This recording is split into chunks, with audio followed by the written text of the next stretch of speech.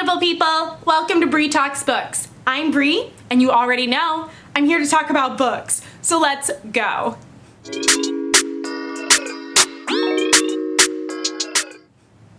In today's video, I'm going to be giving my top tips for how to become a reader or how to get back into reading. So in college was when I kind of started my reading journey per se, and when I started reading a lot more books than I had before. And I would say after college and more recently, I've read more than I ever have before in my life. Like, I was not the person who has always just read a ton of books every year. I actually went through many phases during my teen years and earlier throughout childhood and stuff where I just hated reading and didn't want to do it at all. So it was not something that like came naturally to me necessarily. Books were always something that I loved on and off. I basically was in my own way of becoming a reader, long story short. So I put this list together of just different tips and things that you can try. Obviously, you'll have to figure out what works for you, but I want to be able to help in the best way that I can, especially since I'm asked all the time how I read so much and what like my reading routine is. So I'm going to be going over that a little bit in this video, and hopefully you can try some of these things out if you haven't already. I know there's tons of videos like this out already on YouTube, but I wanted to give my 2 cents, so here I am. For tip number 1, stop judging and start reading. So this tip basically means don't judge the books that you want to pick up. Pick up anything. Don't worry about the genre, the age range, just like the style of books. Don't worry about it. I know when I started reading books again in college and I got really into reading, that was when I discovered or rediscovered my love for YA books. And I always kind of felt weird about reading books that were like the main characters were teenagers and stuff. And because I was an English major, I was trying to read like all these classic works of literature and just things that would, that I thought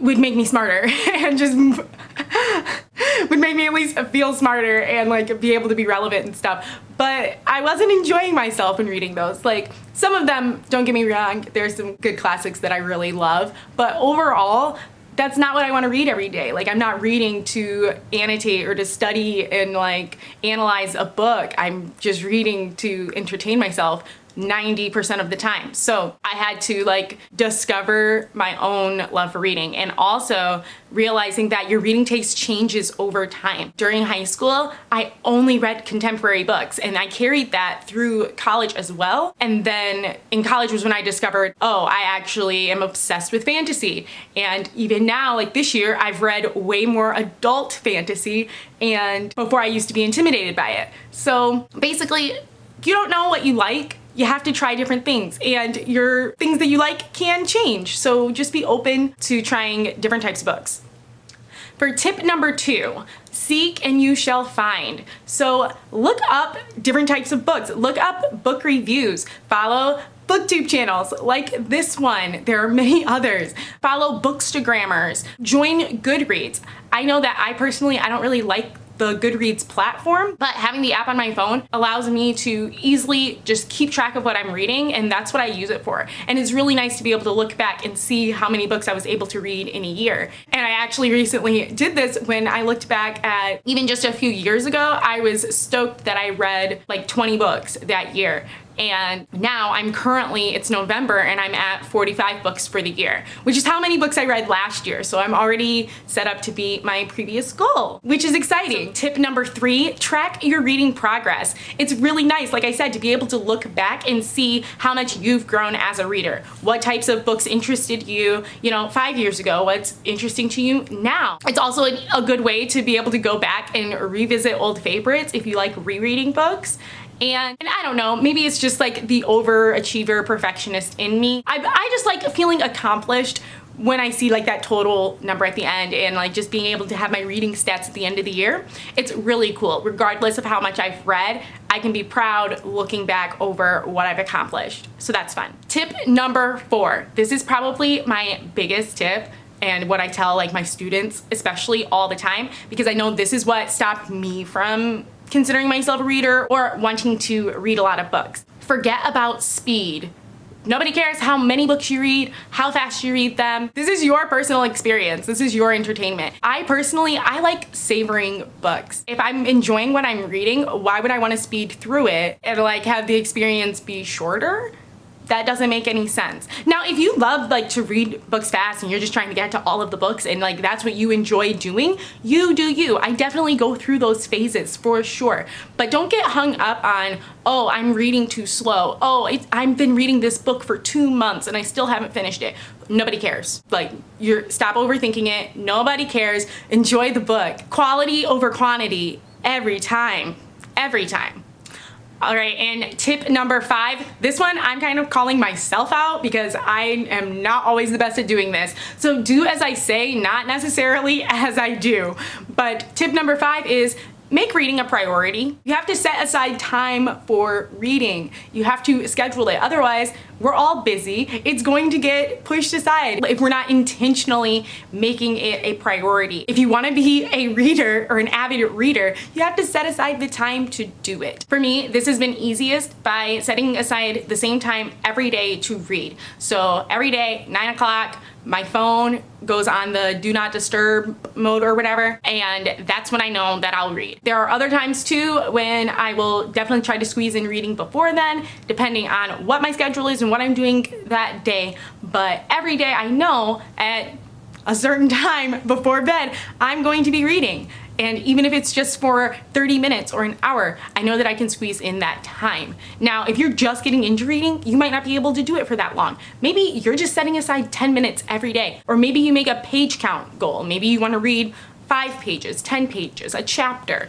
However you decide to do it is up to you, but have a routine for yourself and try to stick to it. I know it's easier said than done. I struggle with this every time, but if I just make the general goal to read something every day, then I end up reading more, because even if I go into it thinking like, okay, I'm so tired, I'm just gonna read like these 5 pages, I usually end up reading more just because like I already sat down and picked up the book and I got into the story, so I want to know more. And this has also been my experience with nonfiction, which I don't pick up as often, but when I do, like when I finally do, I usually end up loving it because I'm invested in whatever the topic it is about. Like I pick up stuff that, again, following tip number 1, I pick up stuff that appeals to me and that I'm interested in. So that's a super benefit and why I'm able to read more. Tip number 6, don't do this alone. So yes, reading is a solitary activity usually, but yes, read with another person. Maybe you and your friend are reading the same book, so then you can both motivate each other to continue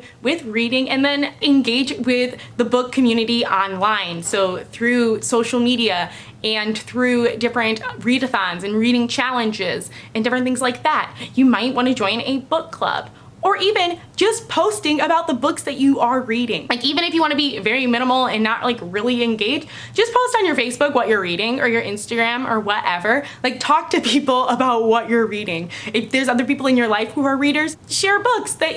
Share recommendations. Just get the book conversations going and it'll motivate you to keep reading, and then you'll want to read other books so that you have other recommendations to give that person. It's really cool. Like when I go to my chiropractor appointments each week, I talk with one of the girls there about what I've been reading. Like I don't even know how we discovered that we both love to read, but now we've both been reading, and recently we both read The Last Time I Lied by Riley Sager and really enjoyed it. So if I didn't like regularly talk about books with random people, I wouldn't have had that shared experience. So talk about some books. Tip number 7, change up the format. Try audiobooks. I love audiobooks. I listen to audiobooks usually in the morning when I'm like getting ready and things. That's a really good time. When I'm driving somewhere, I have an audiobook playing. It's just really convenient. Doing chores around the house, laundry, basically anything like cooking that doesn't require a whole lot of concentration on my end. I'm listening to an audiobook when I can. And it's just really relaxing and I enjoy it. So that might be something that you want to try out. Or maybe you have an e-reader. I know that sometimes it feels faster using a Kindle or some type of e-reading device. It's also convenient to be able to easily read at night in bed with an e-reader. So just try out different formats, see what you like. Tip number 8, if you enjoyed reading in the past and just have kind of fallen off or haven't made it a habit more recently, go back to old favorites. Try rereading old favorite books. Or maybe there were movies that you saw and you know that there's a book version. pick that up. I know I did that in college. Was the first time I actually read the Harry Potter series from start to finish. And a lot of people were surprised by that because I was known for being like a huge fan of Harry Potter. But yeah, I had only read like the first book when I was a kid and watched all the movies. It wasn't until college that I read all of them. But having that experience of rereading and having that like nostalgia feeling and kind of like also knowing where the story's going, it took like the pressure off and it just made it an enjoyable experience. Tip number 9. So for tip number 9, I don't really know how to word this one, but basically reading is a form of self-care. Remember that reading can be escapism and it can also be really grounding. So if you have a self-care routine or you're trying to start a self-care routine, try incorporating reading into that. I like to set the mood, like the ambiance when I'm reading. So like I'll put on like the fireplace, like on YouTube, I'll like have that on the TV.